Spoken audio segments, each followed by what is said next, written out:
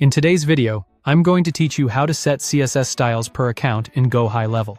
By the end, you'll know how to apply custom styles to a specific sub-account's funnels and websites, so your branding stays consistent and professional.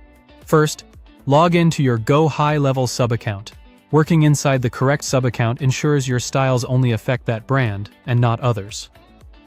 From the left-hand menu, open Sites.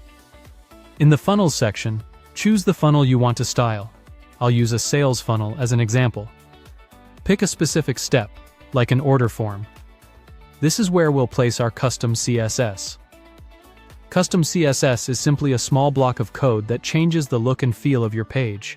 Things like fonts, colors, spacing, and button styles, so you can go beyond default settings and match your brand guidelines. Click Edit to open the page builder.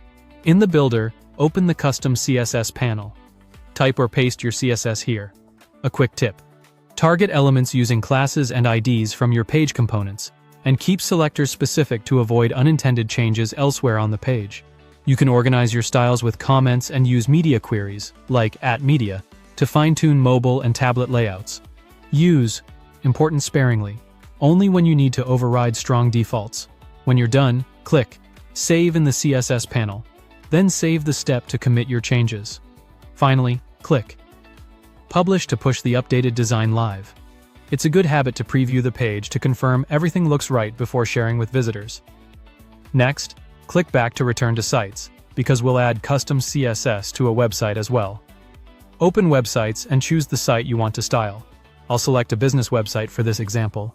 The significance of adding custom CSS to a website page is that it helps you align every visual detail with your brand, across headings, body text, forms, and buttons, so the entire experience feels cohesive. It also lets you refine template elements without redesigning from scratch. Click Edit to open the website page builder, then open the Custom CSS panel. Type or paste your CSS just like you did for the funnel step, keeping styles organized and scoped to the page. Click Save in the CS panel, then save the page so all updates are stored. When you're happy with the result, click Publish to make it live. Remember, these changes are per account, so each sub-account can maintain a unique visual identity. Keep a reusable snippet library for your brand, test across devices, and document what each section of CSS controls. Thanks for watching, and subscribe for more.